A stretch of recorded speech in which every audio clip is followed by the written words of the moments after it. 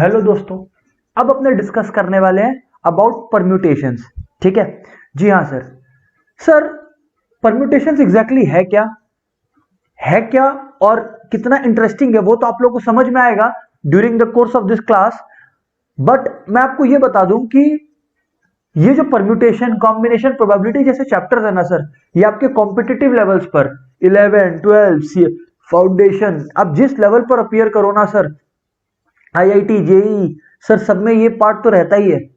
Because you know it has more to do with common sense and logic, right. ठीक है sir, तो आइए permutations के बारे में बात करते हैं। दोस्तों परम्यूटेशंस के बारे में बात करने से पहले मैं आपको समझाना चाहूंगा फंडामेंटल प्रिंसिपल ऑफ काउंटिंग। ठीक है ना, फंडामेंटल प्रिंसिपल ऑफ काउंटिंग। अच्छा सर, क्या है ये फंडामेंटल प्रिंसिपल ऑफ काउंटिंग, जरा बताइए प्लीज। मैं बोला ओके, चिंता ना करें, एग्जाम्पल भी दूंगा कि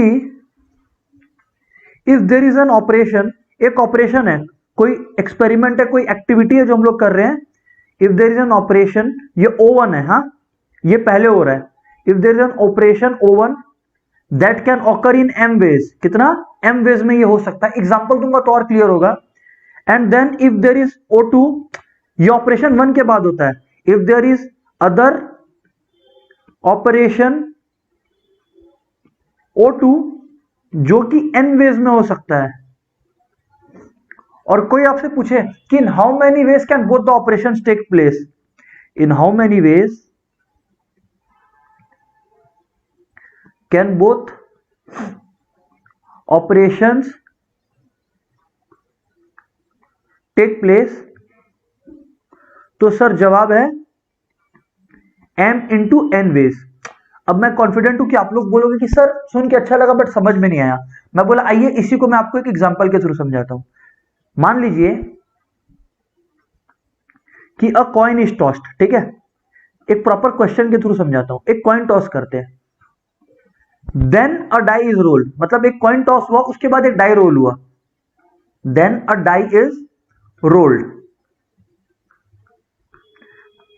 इन हाउ मेनी वेज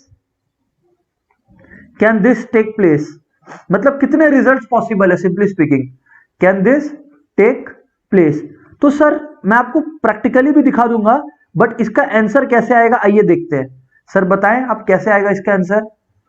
दोस्तों द तरीका इज कि सबसे पहले कॉइन टॉस हुआ, तो coin can be tossed in 2 ways, क्या तो हेड आएगा या तो टेल आएगा, है ना। और डाई है जो रोल हो रहा है, तो die can give how many results, 6 ways, यानी कि 6 रिजल्ट्स।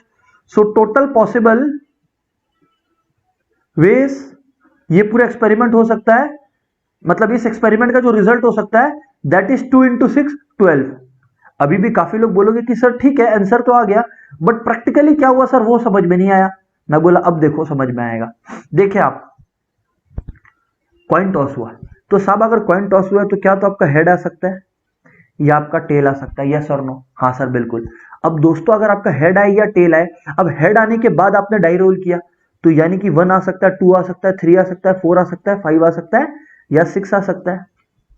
टेल के साथ भी सेम कि टेल आया उसके बाद 1 आ सकता है, 2 आ सकता है, 3 आ सकता है, 4 आ सकता है, 5 आ सकता है या 6 आ सकता है। अगर आप एक सेट बनाने का कोशिश करो तो आपका क्या होगा, देखो आप, हेड आया फिर 1, हेड आया फिर 2, हेड आया फिर 3, ओ हेड आया फिर 4, हेड 5, हेड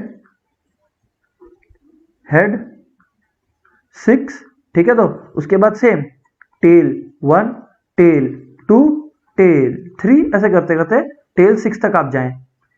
सर क्या नोटिस करते हो आप, सवाल ये है कि सर क्या नोटिस करते हो आप। देख लो 12 आउटकम्स पॉसिबल है और वही तो आपको नजर आ रहा है। हाँ सर बात तो आप ठीक कहते हो, सर बात तो आप ठीक कहते हो, बस बस बस बस बस यही तो बात थी दोस्तों। बोलो समझ में आया क्या। हाँ सर समझ में आया। अब दोस्तों चलिए थोड़ा सा एंटर करते हैं परम्यूटेशन वाले पार्ट पे, ठीक है ना। पहले परम्यूटेशन का मतलब समझते हैं, फिर मैं आपको बताऊंगा कि हमारे एग्जाम्स में किस तरह के कितने टाइप्स के क्वेश्चंस आते हैं, राइट। हालांकि टाइप्स लर्न करने का होता नहीं है बट फिर भी अपने लोग को एक कंफर्ट रहता है जब अपने समझ लेते हैं कि अच्छा इस पर्सपेक्टिव से क्वेश्चंस आते हैं, इसलिए मैं आपको बताऊंगा टाइप्स। पहले परम्यूटेशंस का मीनिंग समझते हैं। दोस्तों परम्यूटेशन का सिंपल मीनिंग है कि in how many ways can something be arranged, number of arrangements, अगर सिंपल सी बात करूं तो नंबर ऑफ अरेंजमेंट्स। अच्छा, इसका और एक सिंपल एग्जांपल लेता हूं। मान लीजिए ए है, बी है और सी है। तीन अलग अलग लोग हैं जो तीन अलग अलग सीट्स पर बैठे। ठीक है, तो ये तीन अलग अलग सीट्स हैं। अब इनको, इनका सिटिंग अरेंजमेंट को कितने तरीके से you know what should be से शफल किया जा सकता है।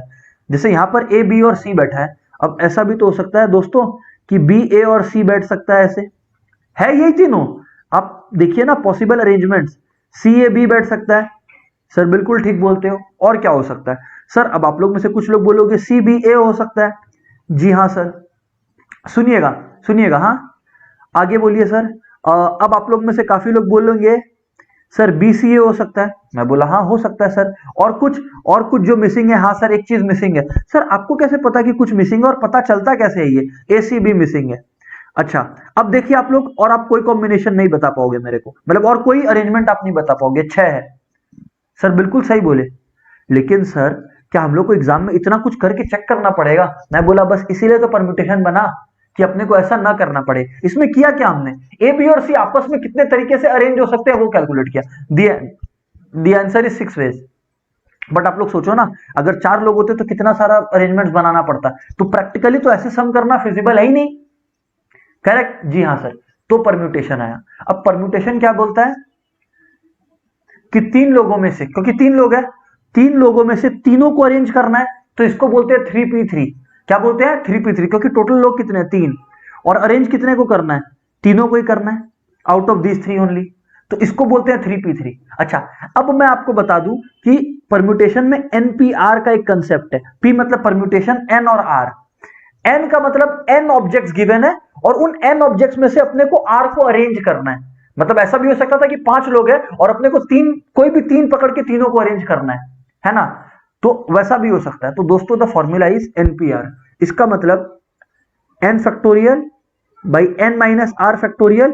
ठीक है, तो अभी सुनिएगा ध्यान से। हाँ सर बोलिए, हम लोग सुन रहे हैं बात को। अच्छा, अब दोस्तों n factorial by n minus r factorial कर लिए। अब आप लोग बोलोगे सर ये फैक्टोरियल किस बला का नाम है? मैं बोला ध्यान से सुनो। अगर कोई लिखता है 4 फैक्टोरियल, इसका मतलब क्या है? इसका मतलब है 4 इंटू 3 इंटू 2 इंटू 1। ओह अच्छा सर, 6 फैक्टोरियल का मतलब सिंपली स्पीकिंग 1 से मल्टीप्लाई, 1 तक मल्टीप्लाई करते जाना है, एक एक रिड्यूस करके। ओह सर ये बात तो समझ आ गई। जो भी है, तो एनपीआर क्या होगा? N factorial by N minus are factorial. मैं आप लोग को बता दूं दोस्तों कि 0 फैक्टोरियल 1 होता है। सर 1 फैक्टोरियल भी 1 ही होता है। जी हाँ बिल्कुल, जी हाँ बिल्कुल। अच्छा, अब पॉइंट पर आइए दोस्तों। 3p3 है, तो अगर अपने एनपीआर का फॉर्मूला के हिसाब से सोचे तो अपना क्या होगा? 3 फैक्टोरियल बाई 3 माइनस 3 यानी कि 0 फैक्टोरियल। यस और नो दोस्तों? जी हाँ सर। तो 3 फैक्टोरियल कितना होता है? 3 इंटू 2 इंटू 1। 0 फैक्टोरियल होता है 1, तो 6 वेज। आ गया ना सीधा आंसर, जो अपने लोग इतना अरेंज करके चेक कर रहे थे, है ना? हाँ सर बिल्कुल, सर बिल्कुल। अच्छा, अभी ध्यान से सुनिएगा। सर मान लीजिए कि there had been 4 people. If there are 4 people, तो कितनों को अरेंज करना है at a time? All 4 at a time. अगर कुछ नहीं दिया इसका मतलब ऑल 4 को पकड़ के एट अ टाइम अरेंज करना है। या फिर लिखा हुआ है, मान लीजिए क्वेश्चन बोलता है 3 एट अ टाइम, मतलब 3 को पिक करके एट अ टाइम अरेंज करके अपने लोग को total possible number of arrangements देखना है। तो दोस्तों तो तरीका इस पहले वाले को सॉल्व करने का, 4 लोग हैं और 4 में से कितनों को अरेंज करना है? चारों को। तो बस 4 फैक्टोरियल बाई 4 माइनस 4, 0 फैक्टोरियल, नीचे में 1 आ गया अपना, 4 3 12 12, मतलब समझ लो यहां पर ये शुरुआती टाइम है, इसीलिए मैं इतना कुछ एक्सप्रेस कर रहा हूं। तो यानी कि 24 वेज, बात खत्म। अच्छा, लेकिन सर सेकंड वाला 4 में से 3 को अरेंज करना है एट अ टाइम। ओ, तो 4 फैक्टोरियल बाई 4 माइनस 3 यानी कि 1 फैक्टोरियल। कोई फर्क नहीं पड़ा। ओ 24 वेज, ये कोइंसिडेंस है। ठीक है, तो जी हाँ सर। आगे बात करें सर आप। मैं बोला ओके, मैं आगे बात करता हूं। अभी सुनिएगा, अभी सुनिएगा। हाँ सर बोलिए। ये मत सोच लीजिएगा कि आंसर हमेशा 24 वेज आएगा। अगर आप एट अ टाइम 2 पिक करो तो नहीं होगा। मान लीजिए कि मैं लिख लेता हूं, एक ऐड ही कर देता हूं, कहीं आप लोग ये ना सोच लो कि आंसर हमेशा सेम आएगा।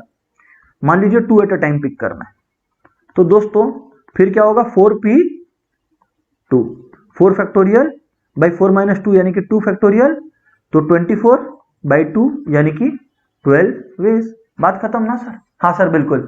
सर आगे बात करें आप। सर अब आप बात आगे करें। अब मैं बोला ध्यान से सुनिए, अब मैं बोला ध्यान से सुनिए। Types of sums, types of sums, है ना? हाँ सर बोलिए। Types of sums on permutation. दोस्तों अगर आप गौर फरमाएं तो दोस्तों सबसे पहला टाइप ऑफ सम जो होता है वो होता है परम्यूटेशन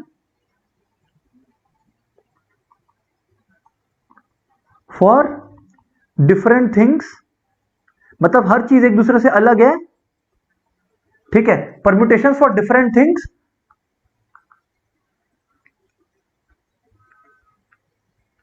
विथ नो रिपीटेशन, मतलब कोई रिपीटेशन ऑफ टर्म्स या नंबर्स अलाउड नहीं है, विथ नो रिपीटेशन अलाउड। अच्छा, अब इसमें दोस्तों दो तरीके के सम्स हो सकते हैं, चिंता ना करें, अपने सब एक्सप्लोर करेंगे। एक है एक है विदाउट रिस्ट्रिक्शन, मतलब कोई रोक टोक नहीं है, कोई नखरा नहीं है, ठीक है ना? चिंता ना करें, सब समझ आएगा। एंड एक होता है विथ रिस्ट्रिक्शन, ठीक है? तो हाँ सर। दोस्तों फिर एक दूसरा वैरायटी ऑफ क्वेश्चन है वेयर अपने लोग क्या पढ़ते हैं, permutation of things all alike, all alike या मोस्टली अलाइक। इसका मतलब वो लोग अलग नहीं है, वो लोग अलग नहीं है, ठीक है ना? जैसे अब देखिए ऊपर में क्या है, जैसे मैंने कहा डिफरेंट थिंग्स, मतलब 3 नंबर है 1 2 3, तो तीनों अलग अलग नंबर है ना। बट अगर मान लीजिए 3 मैथ्स के बुक है एग्जैक्टली सेम, तो उसको बोलते हैं ऑल अलाइक। उनका अरेंजमेंट का भी एक कंसेप्ट है, ठीक है ना? हाँ सर। फिर दोस्तों एक तीसरा कंसेप्ट है which is permutation with repetition being allowed. ऊपर में क्या था, पॉइंट नंबर 1 में repetition was not allowed, permutation with repetition allowed. Third concept ये है, ठीक है? तो हाँ सर बिल्कुल है। और बताएं सर आप। अब मैं बोला ध्यान से सुनिए। फिर नेक्स्ट होता है एक कंसेप्ट जिसको अपने बोलते हैं सर्कुलर परम्यूटेशन, ठीक है ना? ओवरऑल आपका जो सिलेबस, आपका जो करिकुलम है वो इन चारों टॉपिक्स पर रेस्ट्रिक्टेड रहता है, ठीक है? हाँ सर। चलिए फिर शुरू करते हैं। सबसे पहले permutation of for different things with no repetition allowed, सुनिएगा। हाँ, permutations for different thing, different thing मतलब एक जैसे नहीं है, अलग अलग है ना? हाँ सर। और विदाउट रेस्ट्रिक्शन, मतलब कोई रेस्ट्रिक्शन भी नहीं है। आइए मैं आपको दिखाता हूं, विदाउट रेस्ट्रिक्शन, ठीक है ना? हाँ सर। क्वेश्चन है in how many veg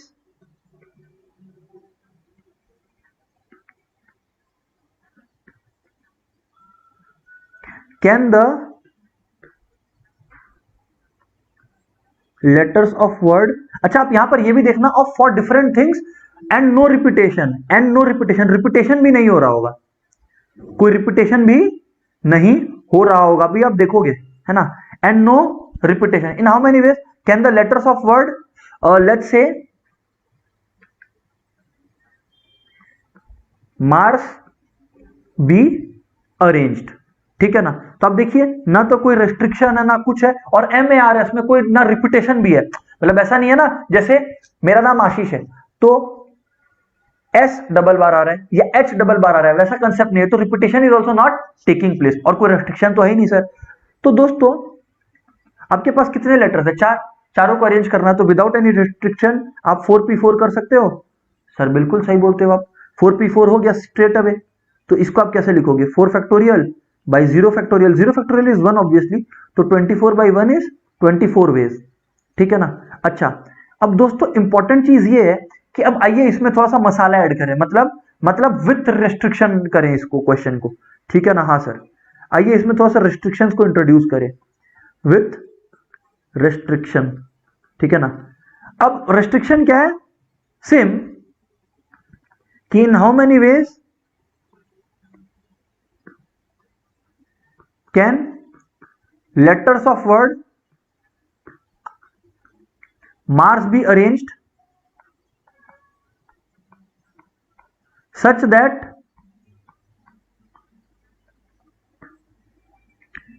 that A and S should always come together. देखिए अब देखिए नखरा आने लग गया कि ये होना चाहिए, दैट नखरा is called restriction, such that A and S R always together.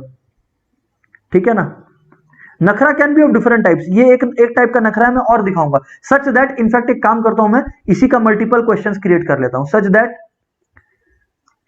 A and S always together, ठीक है ना, ठीक है। एक हो सकता है ऑल वर्ड्स, मतलब जो भी वर्ड्स बन सकते हैं उनको ए से ही स्टार्ट होना होगा, all words always start with A. एक हो सकता है नेवर स्टार्ट विथ ए, मतलब वर्ड्स किसी से भी स्टार्ट हो सकते हैं but should not start with A. और फोर्थ स्टार्ट विथ आर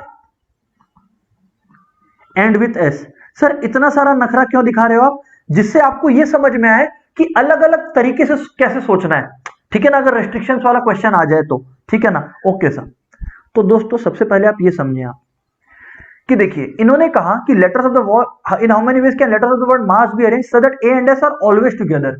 तो दोस्तों बात सिंपल सी ये है कि अगर ए एंड एस को अपने को ऑलवेज टुगेदर रखना है तो उनको एक ग्रुप बना लो और एक लेटर की तरह सोचो। तो बेसिकली मान लीजिए एम, मैं कोई अरेंज नहीं कर रहा, तो फिर अपने पास क्या बचा, ए और एस को बॉक्स में डाल दिया मैंने कि इसको एक की तरह ही देखना है ना, और आर। तो अपने पास अभी अरेंज करने के क्या हो गए, तीन पॉसिबिलिटीज हो गई, एक दो तीन, क्योंकि ये तो ए एस एक डब्बा में पैक्ड है ना, जब भी मूव करेगा ए अकेला मूव नहीं करेगा, एस अकेला मूव नहीं करेगा, साथ में मूव करेगा। तो सर आप तो फिर बोल रहे हो कि 3 फैक्टोरियल होगा, 3p3 को 3 फैक्टोरियल भी तो बोल सकते हैं। जी हाँ सर बिल्कुल, क्योंकि होता क्या है 3p3 को आप लिखते तो यही हो ना, 3 फैक्टोरियल बाई 0 फैक्टोरियल, तो दैट इज 3 फैक्टोरियल ओनली ना। सुनिएगा भी, लेकिन अभी बात खत्म नहीं हुआ है। 3 फैक्टोरियल तो ठीक है, ये तीनों बॉक्सेस को इधर उधर कर लिए तो, लेकिन ए और एस आपस में उस बॉक्स के अंदर भी तो दो तरीके से अरेंज हो सकते हैं, 2 फैक्टोरियल वेज में अरेंज हो सकते हैं, यस और नो। तो 3 फैक्टोरियल, क्योंकि ये कभी इधर आ गया, ये कभी इधर आ गया, उस चीज के लिए 3 फैक्टोरियल, और फिर इंटू 2 फैक्टोरियल, क्योंकि बॉक्स के अंदर भी तो ए और एस अल्टा पल्टी कर सकते हैं। ओ, तो 3 2 जा 6, मतलब 3 फैक्टोरियल होता है 3 2 जा 6, 3 2 जा 6, 6 1 जा 6, तो ठीक है, और 2 फैक्टोरियल 2 होता है, तो total there can be 12 ways. समझ आया कि नहीं आया, 3 फैक्टोरियल की वैल्यू 6 और 2 फैक्टोरियल की वैल्यू 2। ओह सर समझ में आया, बिल्कुल सही था ना। हाँ सर, बेसिकली सर ग्रुप कर देना, अगर कोई ऐसा कंडीशन हो कि ये मतलब ऐसे ही स्टार्ट होना चाहिए या हमेशा साथ आएगा तो उनको एक की तरह मान लो, लेकिन बॉक्स के अंदर वो लोग कितने तरीके से अरेंज हो सकते हैं वो भी कंसीडर कर लीजिएगा। ओके सर, आगे बोलिए। All words always start with A. अब नखरा क्या है दूसरा, कि सारे वर्ड्स ए से स्टार्ट हो। तो दोस्तों आप लोग एक चीज समझो, ये तो पहला पार्ट था, अगर दोस्तों सारे वर्ड्स हमेशा ए से ही स्टार्ट होंगे, अगर ये इसका नाटक है, सुनिएगा, अगर ये इसका नाटक है कि सारे वर्ड जो है ये ए से ही स्टार्ट होंगे, तो फिर क्या होगा, ठीक है ना, सारे वर्ड्स अगर ए से ही स्टार्ट होंगे तो फिर कैसे होगा। तो दोस्तों फिर आपके पास ऑप्शन क्या बचा, तीन जगह का, तो क्योंकि एक तो ब्लॉक्ड है, तो इन तीन में आपके पास लेटर्स कितने हैं, तीन, तो बस 3p3 वेज में अरेंज कर लीजिए। ओह, ए को फिक्स कर दिए, बस सिंपल सी बात ये है, 3 2 6, 6 1 6, करेक्ट, तो 6 वेज, बस बात खत्म, क्योंकि ये तीन नंबर आपस में अरेंज होंगे, ए तो अपना जगह ब्लॉक कर लिया। अच्छा, अभी देखिए तीसरा क्वेश्चन इंटरेस्टिंग है।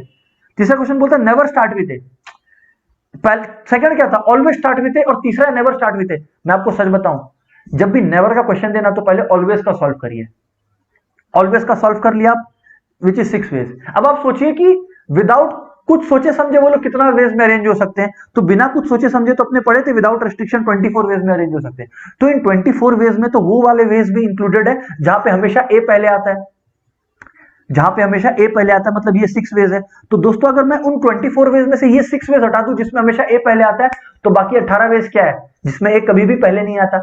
ओ, तो ए नेवर कम्स टुगेदर का क्या तरीका सोचा हमने, O, A never comes together का क्या तरीका सोचा हमने, that is equals to total arrangements minus without any restriction minus always A at front. तो बस हमारा काम इजी हो गया ना दोस्तों, टोटल अरेंजमेंट है 24 और उसमें ऑलवेज ए एट फ्रंट है 6, तो 24 माइनस 6 क्या हो गया, ओ नाइस। जी हाँ sir. Number 4, start with R end with S, ठीक है भाई, आर से शुरू करेंगे। तुमसे ही दिन होता है, सुरमई शाम आती है। अच्छा सुनिए, अब गाना हो गया बहुत। तो देखिए आर से ही शुरू हो रहा है, एस पे ही खत्म हो रहा है, तो साहब बचा कितना, दो जगह बचा ना। तो इसको कितने वेज में अरेंज कर सकते हैं, 2 फैक्टोरियल। बिल्कुल सही कहा आपने। तो क्योंकि दो ही लेटर बचे आपके पास, तो 2 फैक्टोरियल यानी कि 2 इंटू 1 इक्वल्स टू 2। क्योंकि आपके पास ऑप्शन ही अब किसका बचा, एम और ए का। क्या तो एम यहां रख लीजिए, ए यहां रख लीजिए, या ए यहां रख लीजिए, एम यहां रख लीजिए। तो ये तो डेमोन्स्ट्रेट भी किया जा सकता है। तो 2 वेज, बिल्कुल सही, सम खत्म। अच्छा तो ये बात था सर। जी हाँ बिल्कुल, सेम आपका नंबर के केस में भी होता है। ठीक है, तो हाँ सर। सर आगे बात करें आप, मैं बोला ओके। अब सर हम लोग करेंगे परम्यूटेशन और arrangements where things are not different. मतलब जैसे यहां पर क्या था, कोई आप देख रहे होते कि कहीं पर भी ऐसा नहीं था कि जैसे मैंने अपना नाम लिया आशीष, तो 2 बार एच आया, 2 बार एस आया, ऐसा कोई कंसेप्ट था नहीं। लेकिन अब वो आएगा, राइट। जी हाँ सर, बताएं कैसे। तो permutation where things are not, where things are not all different, where things are not all different. ठीक है ना। और आप लोगों ने अगर दोस्तों नोटिस नहीं किया है तो मैं आपको नोटिस करवा दूं कि जो मैंने बताया था आपको types of sums on permutation, उसमें हम लोग ऊपर चलिए, उसमें हम लोग पहला वाला कर लिए।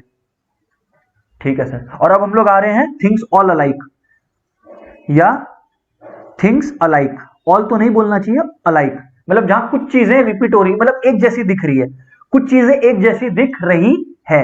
ठीक है ना। हाँ सर। आइए सर, जैसे मैं आपसे क्वेश्चन पूछा, question, in how many veg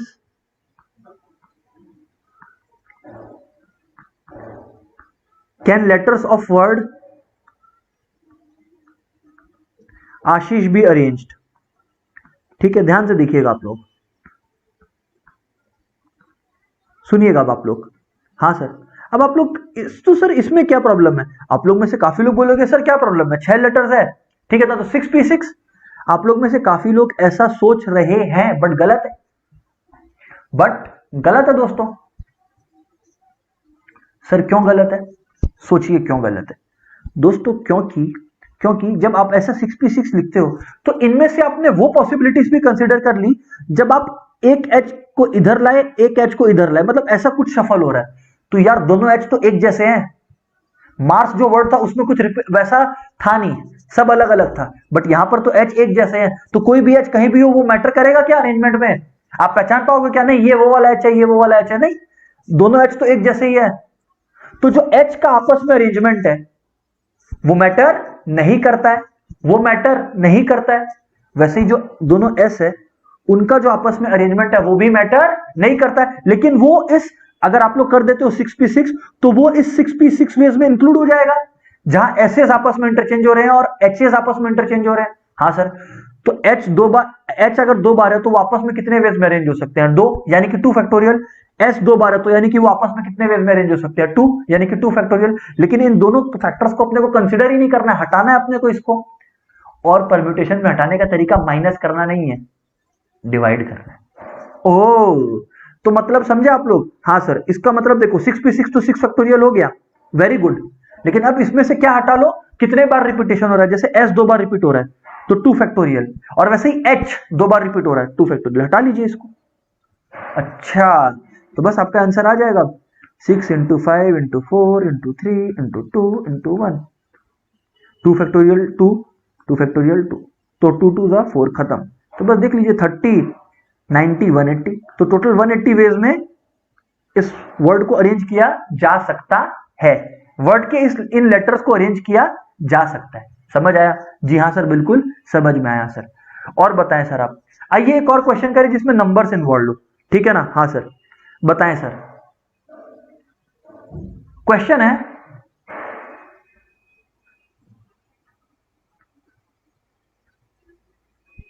how many numbers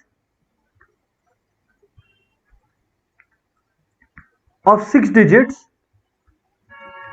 can be formed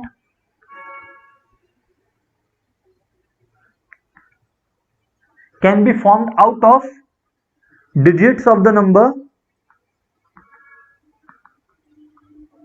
out of digits of the number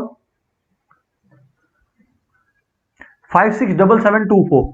ठीक है, हाँ सर। देखिए 7 दो बार आ रहा है, देखा क्या?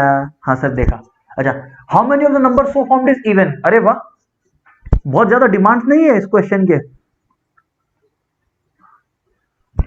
How many of the number so formed is even, of the number so formed is even. ठीक है दोस्तों, ध्यान से सुनना। सबसे पहले तो how many number of 6 digits can be formed out of the digits of 567724। बहुत इजी आप लोग के लिए। आप लोग बोले सर ऐसा क्वेश्चन दिया आप हमको, मैं बोला सॉरी। तो देखिए सबसे पहले तो नंबर ऑफ 6 डिजिट्स, देखो इसमें भी दोस्तों जो दो 7 आपस में इंटरचेंज हो रहे हो तो मैटर नहीं करेगा। तो सबसे पहले तो 6 डिजिट्स को कितने वेज में अरेंज कर सकते हैं? 6 फैक्टोरियल। उसमें 7 दो बार आ रहा है तो उसको हटा देंगे, 2 फैक्टोरियल। अच्छा 3 बार होता तो बाई 3 फैक्टोरियल करते। अच्छा सर अब तो सब कुछ समझ में आया। मैं बोला वेरी वेरी गुड। 2, अच्छा 30 और 120 360, तो 360 वेज। सर कोई दिक्कत वाली बात नहीं है सर। अच्छा अब क्वेश्चन क्या बोलता है? अब क्वेश्चन का डिमांड और बढ़ गया। अब क्वेश्चन बोलता है कि एंड जो है वो एक इवन नंबर से करे, the number so formed is even. तो अगर नंबर इवन कब होगा? जब एंड में 2 होगा, 4 होगा या 6 होगा। 8 इसमें है नहीं तो ऑब्वियसली मैं 8 कैसे बोलूं, बताओ आप। तो 2 होगा, 4 होगा या 6 होगा तब इवन होगा। हाँ सर बिल्कुल। तो अब दोस्तों ध्यान से सुनिएगा, even numbers must and with 2, 4 और 6। अब ये देखिए पहला पार्ट तो हो गया क्वेश्चन का, है ना? हाँ सर। तो even numbers must and with 2, 4 और 6। तो अब देखिए इसमें रेस्ट्रिक्शन इंपोज करेंगे।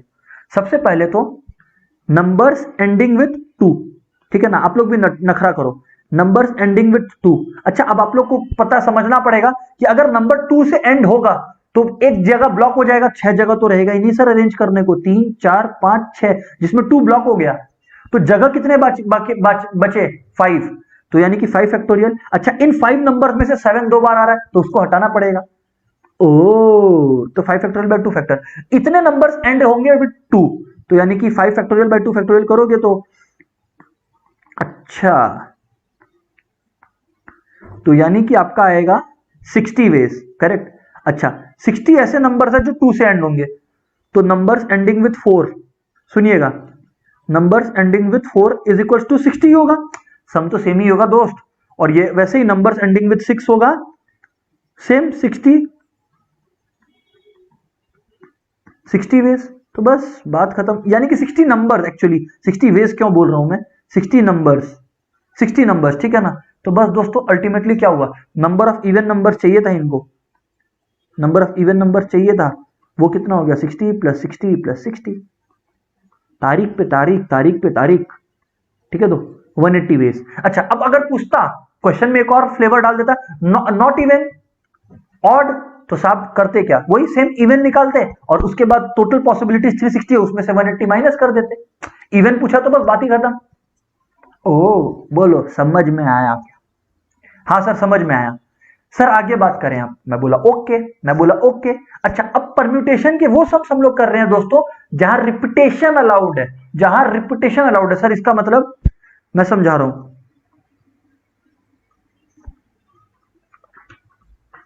Permutation where repetition are allowed. अब आपको समझ में आएगा कि मैं किस बारे में बात कर रहा हूं।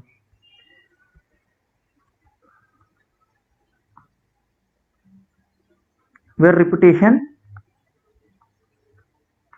अलाउड, ठीक है? हाँ सर। ये देखें आप लोग, जैसे कि मैं एक क्वेश्चन के थ्रू आपको ये समझाने की कोशिश करता हूं, दैट विल बी बेटर, है ना? हाँ sir. In how many ways can 5 prizes be given away to, 5 prizes है टोटल, है ना? 5 प्राइजेस बी गिवन अवे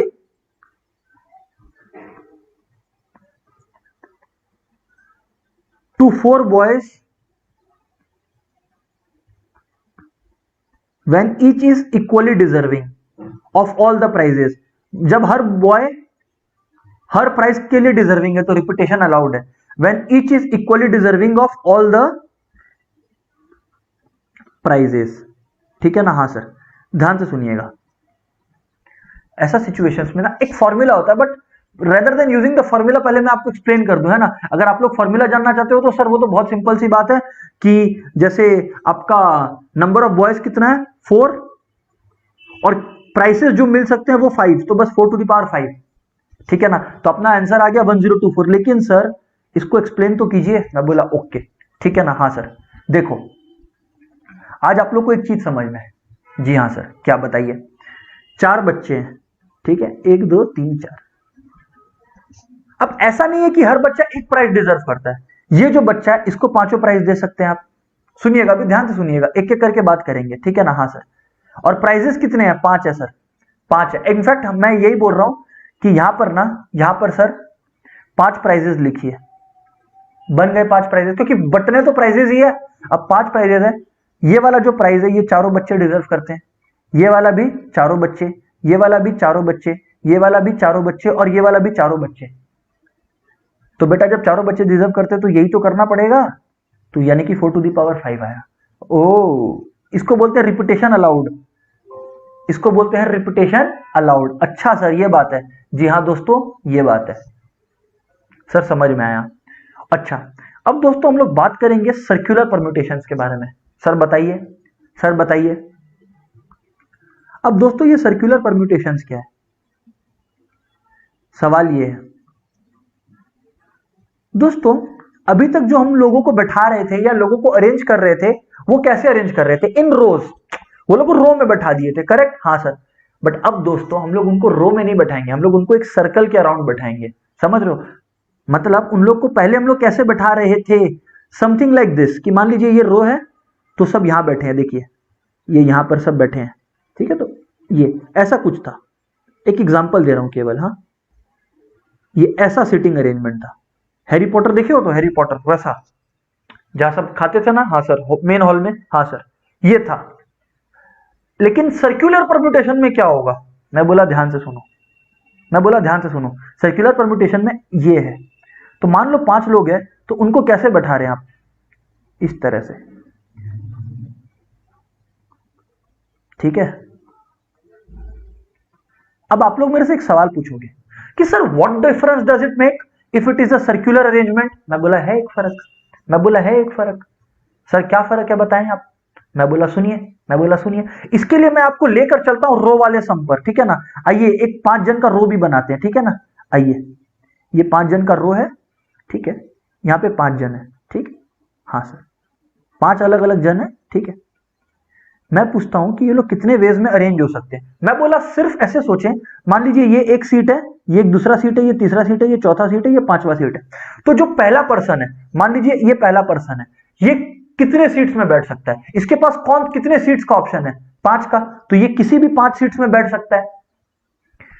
एक बार ये बैठ गया तो जो सेकंड पर्सन है वो कितने तरीके से बैठ सकता है? उसके पास कितने वेज पॉसिबल है? सर 4, क्योंकि एक ऑक्यूपाइड है। फिर नेक्स्ट वाले के पास 3 बाकी है, उसके बाद वाले के पास 2 और उसके लास्ट वाले के बाद 1 ही बाकी है। करेक्ट? हाँ सर करेक्ट।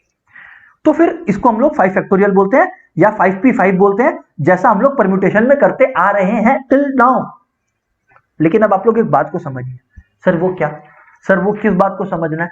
दोस्तों अब आप लोग को यह समझना है, मेरी इस बात को समझना है कि सर अगर हम लोग एक सर्कुलर अरेंजमेंट का बात करें, ठीक है, तो आइए मैं एक सर्कुलर टेबल बनाता हूं और यहां पर मैं 5 लोगों को खड़ा कर दिया। सुनिएगा, हाँ 5 लोग खड़े हैं, ये देखिए। जी हाँ सर 5 लोग खड़े हैं, 1 2 3 4 5, ठीक है। अभी इनको बैठाना है अलग अलग सीट्स पर, ये सीट्स अवेलेबल है। हाँ ये मैं सीट्स बनाया। सर अब मेरा क्वेश्चन है आप लोग से कि पहला पर्सन, कोई भी एक पर्सन जब बा के बैठेगा तो वो कितने तरीकों से बैठ सकता है? क्या क्या क्या? बोलो बोलो बोलो। हाँ सबका आंसर सुनाई दिया मेरे को। आप लोग सबको बोले 5 वेज। गलत। यही तो सर ट्रिक है सर्कुलर का। सर 5 गलत है, एक आंसर है, 1 इज द आंसर। पहले पर्सन के पास सिर्फ 1 ऑप्शन है। सर ऐसा क्यों? मैं बोला समझिएगा, बहुत बात को बहुत गौर से सुनिएगा। बच्चा लोग जब हम लोग रो में बात करते हैं ना, तो रो में हर सीट का एक नंबर होता है, ठीक है ना। और हर सीट का एक प्रॉपर ऑर्डर होता है कि वो लेफ्ट से फर्स्ट में बैठ रहा है या राइट से फर्स्ट में बैठ रहा है या सेंटर में बैठ रहा है या सेंटर और लेफ्ट के बीच वाली सीट में बैठ रहा है या सेंटर और राइट वाले की बीच वाली सीट में बैठ रहा है। हर सीट का एक पर्टिकुलर ऑर्डर है ना। लेकिन एक सर्कल के अंदर कोई स्टार्टिंग पॉइंट तो होता नहीं है। मतलब एक रो में स्टार्टिंग और एंडिंग पॉइंट होता है, बट एक सर्कल का स्टार्टिंग पॉइंट तो होता ही नहीं है। स्टार्टिंग पॉइंट कब होगा? जब एक जन बैठ जाए। मान लो कि ये पर्सन जो आया वो इधर आके बैठ गया, अब स्टार्टिंग पॉइंट है कि जो नेक्स्ट पर्सन आके बैठेगा वो इसके सामने बैठेगा, यहां पर इसके लेफ्ट में बैठेगा, इसके राइट में बैठेगा या इसके डायगोनल में बैठेगा। लेकिन जब तक वो नहीं बैठा था तब तक तो कोई ऑर्डर मैटर ही नहीं करता था, because it had no starting and ending point. Sir बिल्कुल। तो यानी कि फर्स्ट पर्सन के पास एक ऑप्शन अवेलेबल है। हाँ, अब सेकंड पर्सन के पास 4, थर्ड पर्सन के पास 3, 2 एंड इवेंचुअली 1। तो 4 3 12, 12 2 24 वेज। ओ सर, इसका मतलब समझ में आया? इसका मतलब हम लोग कौन सी पॉसिबिलिटी को हटा दिए? वो वाली पॉसिबिलिटी को जिसमें आप 5 को भी कंसीडर करते, मतलब जब आप 5 वेज भी कंसीडर किए होते, हटाए ना उसको। जी हाँ सर। इसीलिए दोस्तों करते क्या है मालूम है, हम लोग इसमें अगर n लोग को अरेंज करना है ना, तो जैसे रोज में क्या था, n फैक्टोरियल था, इसमें n-1 फैक्टोरियल है। क्योंकि आप लोग करके देखो, 5 लोग हैं, 5 में से 1 माइनस करो।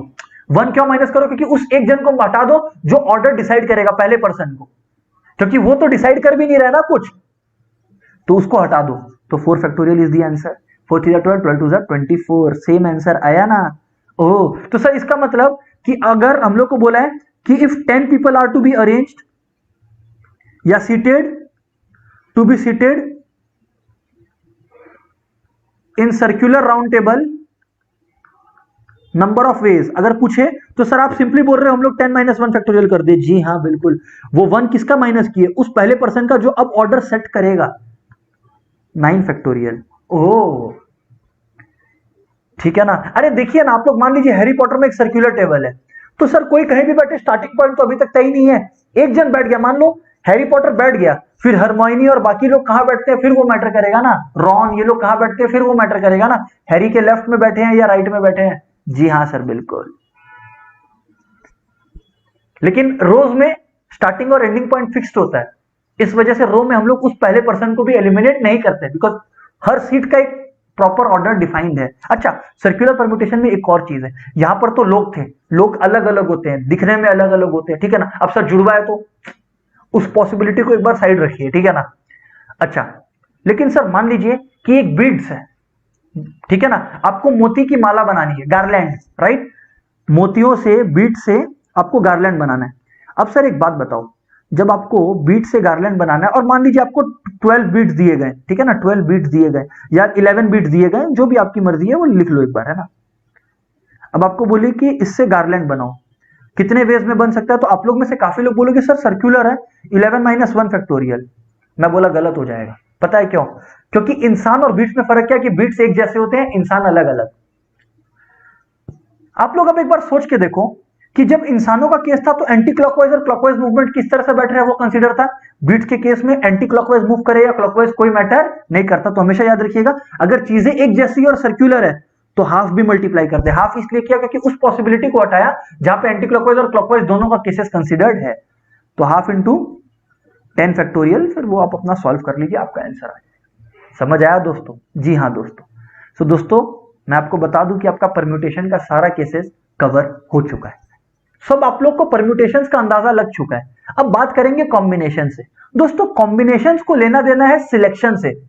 जैसे परम्यूटेशन को क्या था कि मान लीजिए 3 चीजें हैं ए, बी और सी, तो ये लोग किस ऑर्डर में अरेंज्ड है। परम्यूटेशन को इस बात से लेना था कि ए सामने है, बी बाद में, सी बाद में, या फिर सी ऐसे है, या फिर ऐसे है, या फिर ऐसे है, राइट, या फिर ऐसे है, या फिर ऐसे है। मतलब इस बात से परम्यूटेशन को लेना देना था। कॉम्बिनेशन को इस बात से लेना देना बिल्कुल भी नहीं है कि the way things are arranged. Combination इस बात को देखता है कि सिलेक्शन किनका हो रहा है किनका नहीं। तो भाई ए, बी और सी है, और ए, बी और सी में तीनों का सिलेक्शन हो रहा है, तीनों को अरेंज करना है बस, तो तीनों सिलेक्ट हो गए बस। तो ए, there is only one way, बस, दैट इज कॉम्बिनेशन। किस ऑर्डर में वो लोग, इससे कोई मतलब नहीं है। नो मतलब with order of things. Oh, no मतलब विथ ऑर्डर, किस ऑर्डर में अरेंज्ड है इससे कोई मतलब नहीं है सर कॉम्बिनेशंस को। Okay sir. सर बात को थोड़ा सा और आगे लेकर चलिए। मैं बोला ओके। दोस्तों जैसे आप लोग परम्यूटेशन में एनपीआर पढ़े थे, वैसे कॉम्बिनेशन में एनसीआर होता है, सी रिप्रेजेंट्स कॉम्बिनेशन। एन मतलब कि आउट ऑफ एन थिंग्स अपने को आर सिलेक्शंस करने हैं। फिर से out of N options available, out of 5 लोग अवेलेबल, अपने को 3 सिलेक्ट करना है, तो 5C3। Okay sir, got it. तो एनसीआर का फॉर्मूला क्या होता है सर? एन फैक्टोरियल, परम्यूटेशन यहीं पर रुक जाता था n माइनस आर फैक्टोरियल पर, कॉम्बिनेशन में इनटू आर फैक्टोरियल भी अपने करते हैं सर। ओके, तो यानी कि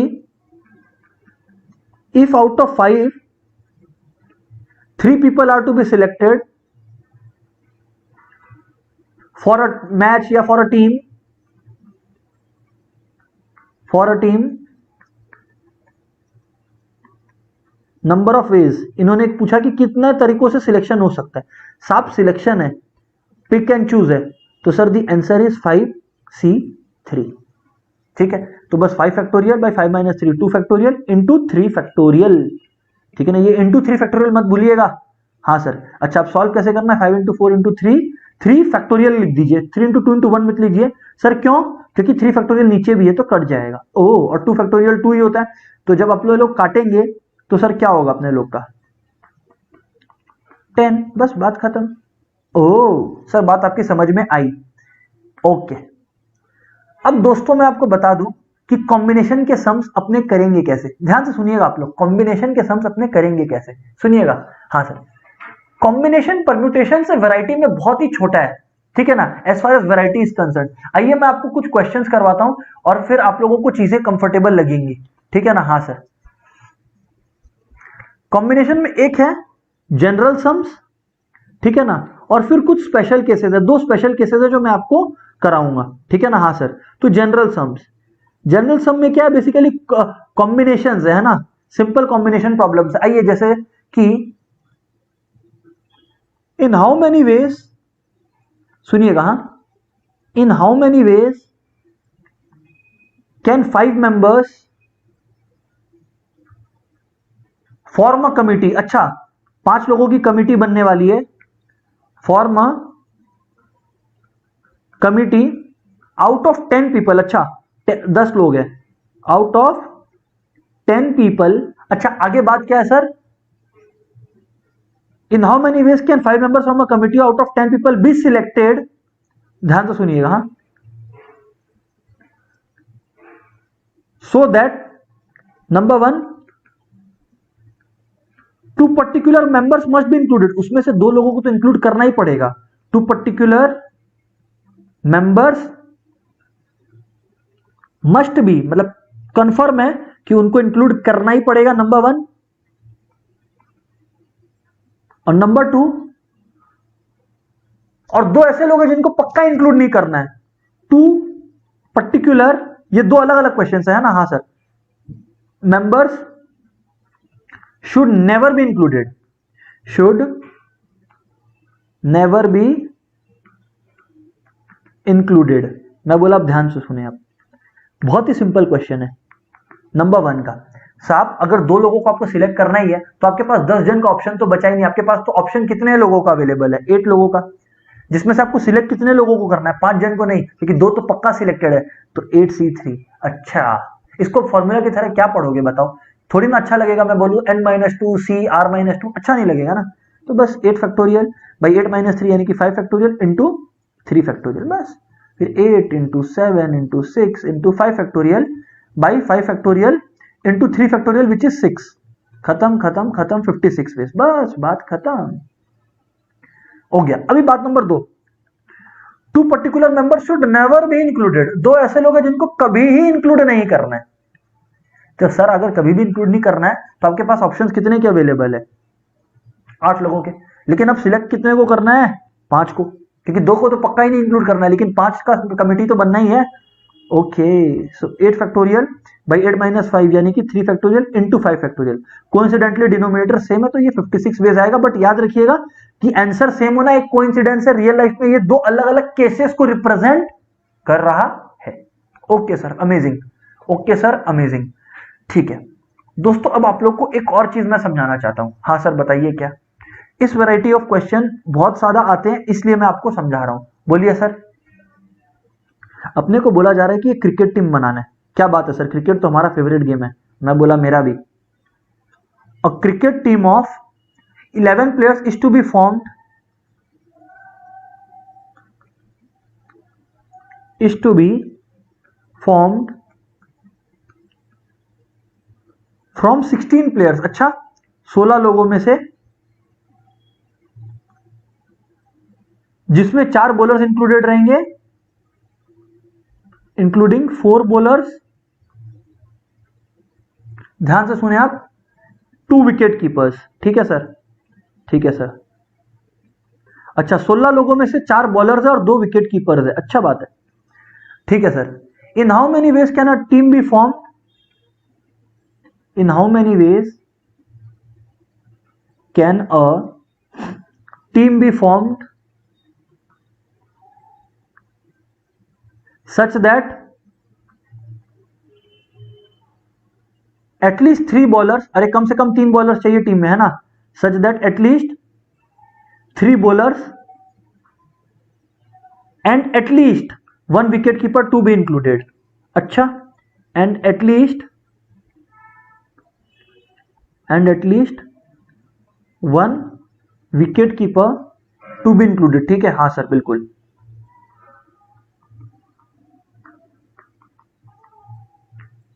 ध्यान से सुनिएगा, मैं बोला देखिए दोस्तों, 16 लोगों में से 11 का टीम बनना है, हाँ सर, और उसमें अपने को कहा है कि 4 बॉलर और 2 विकेट कीपर का ऑप्शन है। आपको कहा गया कि 3 बॉलर और 1 विकेट कीपर तो कम से कम होने चाहिए, ज्यादा भी हो सकते हैं। तो दोस्तों देखिएगा ये सब हम कैसे करते हैं। सबसे पहले 3 लोगों में से, मतलब 4 बॉलर्स में से आप 3 को सिलेक्ट कर लो, कम से कम, है ना। सुनिएगा, अभी पूरे 11 जन का टीम बनना है अपने लोग का, राइट। अच्छा, 2 विकेट कीपर में से 1 को सिलेक्ट कर लो, करेक्ट, हाँ सर। तो देखिए, एक 3 प्लेयर और एक 4 प्लेयर, आपकी टीम में 4 प्लेयर तो हो गए, और 7 प्लेयर सिलेक्ट कर लो। अच्छा, ऑप्शन कितने बचे? 4 और 2 एक्सप्लॉइट हो गए, 4 बॉलर खत्म, 2 विकेट कीपर खत्म, तो बचे कितने लोग? 10। Oh sir, nice idea, sir nice idea. अच्छा, ये हो गया पहला केस, ये हो गया पहला केस, ठीक है ना। केस नंबर 1 इसको सॉल्व करना आप लोग को, ठीक है। लेकिन सिर्फ यही केस आंसर नहीं है, सॉल्व करके देख लीजिएगा वैल्यू क्या आपका। केस नंबर 2, केस नंबर 2, और केस नंबर 2 क्या है दोस्तों? केस नंबर 2 है कि अब ऐसा है, ऐसा मन हुआ कि 4 में से 4 बॉलर्स रख ले, विकेट कीपर एक ही रखें, तो अब बचे कितने ऑप्शंस? हम लोग को 6 जन सिलेक्ट करने हैं आउट ऑफ 10। कैलकुलेट कर लीजिए केस नंबर 2। अच्छा, ये सारे इंडिपेंडेंट केसेस है, सब में 11 जन का टीम बन रहा है, इसीलिए ये सारे केसेस को हम लोग मल्टीप्लाई नहीं प्लस करेंगे। क्या करेंगे? प्लस, ठीक है। अच्छा, अच्छा, अभी विकेट कीपर अपने 2 सिलेक्ट कर लेते हैं। कितना? बॉलर 2 ही, बॉलर 3 ही रहता है, बट विकेट कीपर 2 का 2, क्योंकि एटलीस्ट 1 था, ऐसा तो नहीं है कि 2 नहीं ले सकते। हाँ सर, तो अभी इसमें भी सर क्या होगा? इंटू 10 सी 6 ही होगा ना। हाँ सर बिल्कुल, ये थर्ड केस है। और फोर्थ केस में 4 का 4 बॉलर और 2 का 2 कीपर रख लो, तो अब आपके पास ऑप्शन कितने बचे? 10, है ना। और 10 में से आपको अभी 6 जन सिलेक्ट हो गए, तो 5 जन सिलेक्ट करने हैं, 4 बस। अब ये चारों को ऐड कर लीजिए कैलकुलेट करके, and there you have it, आप लोग का सम सॉल्व हो गया। सर इंटरेस्टिंग था ना? जी हाँ बिल्कुल था सर। आगे बात करिए सर, आगे बात करिए। मैं बोला ओके, आगे बात करता हूं।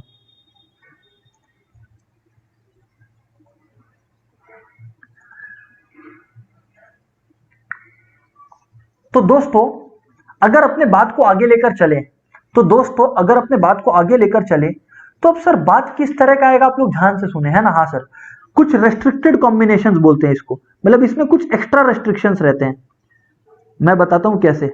इसमें 2 केसेस में आपको पढ़ाने वाला हूं, ठीक है ना, एंड आपका कॉम्बिनेशन ओवर हो जाएगा। अच्छा सर बताइए क्या? दोस्तों ये रेस्ट्रिक्टेड कॉम्बिनेशन वाला वो केस है ना, ध्यान से सुनिएगा।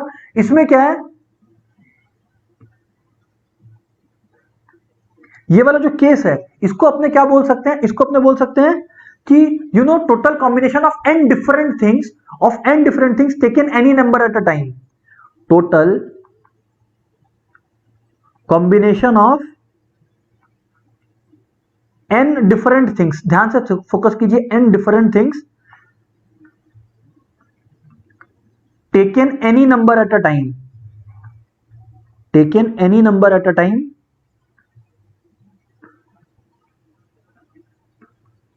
Is equal to 2 to the power n minus 1। अब आप लोग बोलोगे कि सर ये क्या बता रहे हो आप, जरा हमें समझाओगे प्लीज। मैं बोला ओके, ठीक है ना, हाँ सर, n डिफरेंट थिंग्स बोले, है ना, हाँ सर, ठीक है। दोस्तों आपको अच्छा, अभी तक तो क्या था, जैसे क्रिकेट टीम था तो अपने को पता था 11 मतलब 11 जन को पिक करना है। इसमें बोल रहा है एक जन को भी पिक कर सकते हैं, 2 जन को भी। जैसे मान लीजिए अपने पास 5 कलर बॉल्स है, ठीक है ना, 5 कलर बॉल्स है, पांचों का कलर अलग अलग ले लेते हैं। एक है आर, एक है जी, एक है बी, एक है येलो, मतलब एक है रेड, एक है ग्रीन, एक है ब्लू, एक है येलो और एक है पिंक, ठीक है ना। अब इन लोगों ने बोला कि कितना वेज में इनको सिलेक्ट किया जा सकता है। अब ऐसा भी नहीं बोला कि 5 ऑप्शंस तो दे दिया, बट हमें ये भी इन्होंने नहीं कहा, सुनिएगा, बट हमें इन्होंने ये भी नहीं कहा। इनफैक्ट क्वेश्चन को ना थोड़ा और छोटा करते हैं जिसे समझाना मेरे लिए इजी रहे। आर, जी और बी, ठीक है ना, 3 कलर बॉल लेते हैं, ठीक है ना। अब इन्होंने हमें ये कहा ही नहीं, सुनिएगा, अब इन्होंने हमें ये कहा ही नहीं कि सर एग्जैक्टली कितने बॉल सिलेक्ट करने हैं। 3 में से एक सिलेक्ट करने होते तो 3C1 लिख देते, 2 करने होते तो 3C2 लिख देते, बट ऐसा कुछ इन्होंने कहा ही नहीं। तो सर ऐसे सिनेरियोज में करे क्या? अब मैं बोला ध्यान से सुनिएगा, मैं बोला ध्यान से सुनिएगा। रेड बॉल, रेड बॉल से रिलेटेड क्या डिसीजन हो सकता है सर? 2, कि ये सिलेक्ट हुआ या ये सिलेक्ट नहीं हुआ, दो पॉसिबिलिटीज। ग्रीन से रिलेटेड सुनिएगा, अभी ध्यान से सुनिएगा, हाँ सर बोलिए। दूसरी पॉसिबिलिटी, ये सिलेक्ट हुआ, ये नहीं सिलेक्ट हुआ, ठीक है। इनफैक्ट ये पॉसिबिलिटीज की जगह मैं आपको एक और बात बताता हूं। सर बताओ क्या ऐसा हो सकता है? ऐसा हो सकता है कि रेड सिलेक्ट हुआ, ग्रीन और ब्लू सिलेक्ट नहीं हुआ। आप लोग बस टिक देखते जाओ, है ना। ऐसा हो सकता है रेड और ग्रीन सिलेक्ट हुआ हो, ब्लू सिलेक्ट नहीं हुआ। ऐसा हो सकता है तीनों सिलेक्ट हो गया हो, तो कोई दिक्कत ही नहीं है, क्योंकि ये लोग बोला any number at a time, any number at a time पर फोकस करें। ऐसा भी तो हो सकता है कि सिर्फ ग्रीन सिलेक्ट हुआ, हाँ सर, ठीक है सर। ऐसा हो सकता है, सुनिएगा आप लोग, है ना, ऐसा हो सकता है कि केवल ब्लू सिलेक्ट हुआ। ऐसा हो सकता है कि केवल ग्रीन और ब्लू सिलेक्ट हुआ हो। जी हाँ सर, ठीक है ना, हाँ सर। तो इसको मैं अगर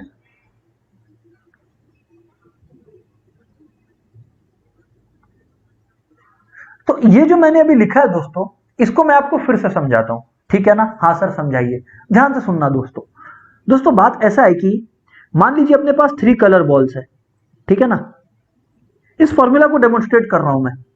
रेड कलर के, ग्रीन कलर के और ब्लू कलर के 3 बॉल है, एक रेड का, एक ग्रीन कलर का, एक ब्लू कलर का है। अपने से पूछा गया कि इनको कितने तरीकों से सिलेक्ट किया जा सकता है। अच्छा नॉर्मली क्या होता है, ये बोला हो कि 3 में से एक सिलेक्ट करना तो 3C1 लिख सकते हैं, बट यहां पर तो 3 अलग अलग कलर के बॉल्स है और ये लोग बोला कितना भी सिलेक्ट कर सकते हैं। तो मैं बोला ध्यान से सुनिए, ऐसा हो सकता है, मतलब क्या क्या टोटल पॉसिबिलिटीज है मैं वो लिख रहा हूं कि रेड सिलेक्ट हो गया, ग्रीन और ब्लू सिलेक्ट नहीं हुआ। सुनिएगा, काउंट करेंगे, है ना। रेड और ग्रीन सिलेक्ट हो गया, ब्लू सिलेक्ट नहीं हुआ। सुनिएगा, रेड, ग्रीन और ब्लू तीनों सिलेक्ट हो गया, करेक्ट, जी हाँ सर। अभी सुनिएगा, अभी सुनिएगा। ऐसा हो सकता है कि केवल ग्रीन सिलेक्ट हुआ हो, रेड और ब्लू सिलेक्ट नहीं हुआ हो। ऐसा हो सकता है कि ग्रीन और ब्लू सिलेक्ट हुए हो, ध्यान से सुनिएगा, रेड सिलेक्ट नहीं हुआ हो। ठीक बोल रहा हूं ना, हाँ सर। ऐसा भी तो हो सकता है कि ब्लू सिलेक्ट हुआ हो और रेड और ग्रीन सिलेक्ट नहीं हुआ हो, और ऐसा भी तो हो सकता है कि रेड और ब्लू सिलेक्ट हुआ हो, ग्रीन सिलेक्ट नहीं हुआ हो। आप लोग एक बार काउंट करो कि कितना केसेस बना, 1 2 3 4 5 6 7। अब मैं आपको बता दूं कि इसमें से और कुछ भी ऐसा नहीं है जो आप कर सको, सारे केसेस मैंने कवर कर लिए। और अगर आप लोग सोचो कि मैं अगर फॉर्मूला से करता इसी क्वेश्चन को, तो कितने डिफरेंट थिंग्स है? 3 डिफरेंट थिंग्स है, क्योंकि 3 अलग अलग से बॉल्स है। 2 द पावर 3 माइनस 1 कितना आया? 8 माइनस 1 7। क्या आया? 7। तो सर ये कैसे काम किया? दोस्तों मैं बताता हूं कैसे काम किया। 2 टू द पावर 3 8 केसेस को डेमोन्स्ट्रेट करता है। एक उस केस को भी डेमोन्स्ट्रेट करता है जब मैं 2 टू द पावर 3 लिखता हूं जहां पे कोई भी सिलेक्ट नहीं हुआ। ये हो गया 8वां केस, ठीक है। लेकिन हम लोग को कम से कम एक तो सिलेक्ट करना ही है, तो कुछ भी सिलेक्ट नहीं हुआ वाले केस को हम लोग को एलिमिनेट करना होगा। यानी कि यहां पर जो 8th केस है उसको एलिमिनेट करना होगा। 8th केस सिर्फ एक केस है, इसीलिए हम लोगों ने सिर्फ 1 माइनस किया। ओ, इसीलिए equals to 2 to the power n minus 1 यानी कि 7 आया। अच्छा सर इसका एक क्वेश्चन करवाइए। मैं बोला ओके। अपने को बोला कि गिवन 5 डिफरेंट ग्रीन डाइज, ठीक है ना, 5 अलग अलग ग्रीन डाइज है, 4 डिफरेंट, मतलब कलर अलग है, शेड ब्लू है, 4 different blue dyes 3 different red dyes. ध्यान से सुनिएगा दोस्तों, how many combination of dyes can be chosen, या how can dyes be chosen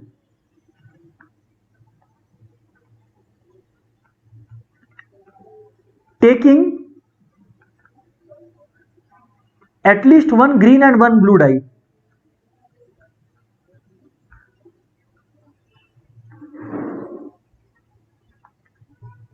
अब मैं बोला ध्यान से सुनिए, देखिए दोस्तों यहां पर ध्यान से देखिए।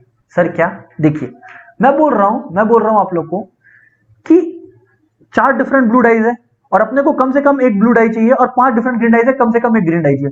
तो 2 to the power 5, क्योंकि ग्रीन डाइज पांचों एक दूसरे से डिफरेंट है और उनमें से एक केस माइनस कर देते हैं जहां पे कुछ भी सिलेक्ट नहीं हुआ, क्योंकि कम से कम एक ग्रीन डाई तो सिलेक्ट होना ही है।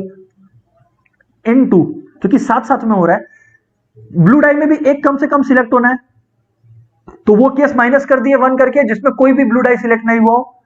और देखो रेड डाई के लिए इन्होंने कोई रिस्ट्रिक्शन नहीं रखा है कि कम से कम एक रेड डाई होना ही चाहिए, ऐसा कोई जरूरी नहीं है। तो इसमें अपने लोग 2 to the power 3 तो लिखेंगे बट -1 नहीं लिखेंगे, क्योंकि ऐसा केस नहीं है कि एक रेड डाई कम से कम होना चाहिए। वाओ सर, बहुत ही इजी है ये तो। 2 to the power 5 32, 32 - 1 31, 2 to the power 4 16, 16 - 1 15 into 2 to the power 3 8। बस फिर इसको सॉल्व करिए बैठ के, 15 8 120 एंड देन वो करते रहिए बैठ के सॉल्व, दिक्कत नहीं है कोई उसमें। तो आपका 3720 आएगा। कैलकुलेशन बहुत सिंपल है, 15 into 8 120, 120 into 30 3600, एक 1 बचा, 120 into 1 120, 3600 plus 120 3720। तो ये सब कैलकुलेशंस का तरीका भी सोचते रहिएगा साथ में, रेदर देन रिलाइंग ऑन कैलसी, ठीक है ना। हाँ सर, आगे बात करें सर आप। अब दोस्तों एक और सिनेरियो है यहां पर क्या था, यहां पर था कि थिंग्स आर डिफरेंट और एनी नंबर ऑफ टाइम्स आप उसको पिक कर सकते हो। मतलब ऐसा नहीं है कि कम से कम 2 रेड बॉल, ऐसे कुछ नहीं बोला, बोला 1 भी ले सकते हैं, 2 भी ले सकते हैं, 3 भी ले सकते हैं, वो वाला केस है ना। इंपॉर्टेंट थिंग है any number at a time, any number at a time. ऐसा नहीं है कि 11 में से 4 प्लेयर चूज करना है, एग्जैक्टली 4 नहीं बोला गया, 4 भी चूज कर सकते हैं, 5 भी, 6 भी। इस वजह से अपने लोग ये लॉजिक यूज किए, ठीक है सर, बिल्कुल सही। अच्छा अब एक और सिनेरियो है जहां पे अपने लोग को, ये केस नंबर 2 है ना, ये स्पेशल केसेस का केस नंबर 2 है। ये था केस 1 जहां पे any number at a time of n different things था। यहां पर क्या है सर, यहां पर है कॉम्बिनेशन ऑफ थिंग्स जो ज्यादा डिफरेंट नहीं है एक दूसरे से, है ना। Combination of things not all different, सारे अलग नहीं है, सारे अलग नहीं है। सर आप कहना क्या चाहते हो? इसका मतलब x ऑफ अ काइंड है, x एक जैसे, x थिंग्स ऐसे हैं जो एक जैसे हैं, y एक जैसे हैं और z ऐसे हैं जो एक जैसे हैं ना। हाँ sir, z of a kind, उसमें था डिफरेंट, इसमें है एक जैसे, है ना। हाँ सर, अब ये लोग बोल रहे हैं taken any number at a time, तो सर बेसिकली उसमें भी any number at a time था, ऊपर वाले केस में भी, इसमें भी any number at a time है। तो फर्क क्या हुआ, ऊपर वाले केस में डिफरेंट थिंग्स थे, इसमें सेम है। तो sir the answer will be, इसमें क्या होगा पता है, x + 1 into y + 1 into z + 1, और बस एक केस वो माइनस करना है जहां पे कुछ भी सिलेक्ट ना हो। तो मतलब ये पूरा चीज से 1 सिर्फ अपने को माइनस करना है जहां कुछ भी सिलेक्ट नहीं हुआ हो। अच्छा सर आगे बात करें सर आप, सर अब आप आगे बात करें, एक क्वेश्चन के थ्रू मैं आपको समझाता हूं, है ना। हाँ sir, in how many ways, ध्यान से सुने दोस्तों, is it possible to select, ध्यान से सुनिएगा, in how many ways is it possible to select any number of 15 fruits, मतलब 15 फ्रूट्स में से कितने नंबर भी सिलेक्ट कर सकते हैं, लेकिन 7 मैंगोज है, अब मैंगोज एक जैसे हैं सारे, 5 एप्पल्स है और 3 ऑरेंजेस है। अब आप लोग दोस्त ध्यान से सुनना, अगर क्वेश्चन बोल दिया होता ना, अगर क्वेश्चन कुछ ऐसा बोल दिया होता कि ये 7 मैंगो में से एक मैंगो होना चाहिए तो 7C1, 2 एप्पल होना चाहिए तो इंटू 5C2 इंटू एक ऑरेंज होना चाहिए 3C1, ये कर सकते थे। बट यहां पर कितना भी सिलेक्ट कर सकते हैं, है ना। और थिंग्स आर एकदम सेम, तो दोस्तों कैसे करेंगे इस क्वेश्चन को, देखो सुनिएगा, कम से कम एक ऑरेंज तो सिलेक्ट करना ही है, सुनिएगा अभी सुनिएगा, कम से कम एक फ्रूट तो सिलेक्ट करना ही है, ऐसा नहीं बोला कि कम से कम एक ऑरेंज, एक मैंगो या एक एप्पल। तो दोस्तों ध्यान से सुनिएगा, क्या तो 7 मैंगोस को सिलेक्ट करने का कितना तरीका है, 7, 1 सिलेक्ट किए, 2 सिलेक्ट किए, 3 सिलेक्ट किए, 4 सिलेक्ट किए, 5 सिलेक्ट किए, 6 सिलेक्ट किए, 7 सिलेक्ट किए। तो 7 मैंगो को सिलेक्ट करने का 7 तरीका। अब +1 क्या करते थे, याद है, x +1 इसलिए एक और ये भी तो पॉसिबिलिटी है कि एक भी मैंगो सिलेक्ट ना हो, correct. Into same with Apple, 5 में से 1 एप्पल, 2 एप्पल, 3 एप्पल, 4 एप्पल या 5 एप्पल, तो 5 केसेस है। और एक और केस है जिसमें कोई भी एप्पल सिलेक्ट नहीं हुआ, सेम है ऑरेंजेस के साथ। तो लेकिन इनमें से एक ये केस भी तो इंक्लूड हो गया जहां पे कोई भी फ्रूट नहीं सिलेक्ट हो रहा है। तो वो एक जो कॉमन केस आ रहा है ना कि जहां पे सब में ये हो गया कि एक भी एप्पल नहीं, एक भी ऑरेंज नहीं और एक भी मैंगो नहीं, उस केस को हटाने के लिए हम लोग लास्ट में एकदम बाहर में -1 कर देते हैं कि कम से कम एक फ्रूट तो सिलेक्ट होगा।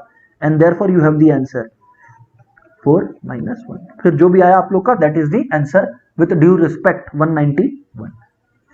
तो इससे दोस्तों आप लोगों का कॉम्बिनेशन भी खत्म होता है। तो हेलो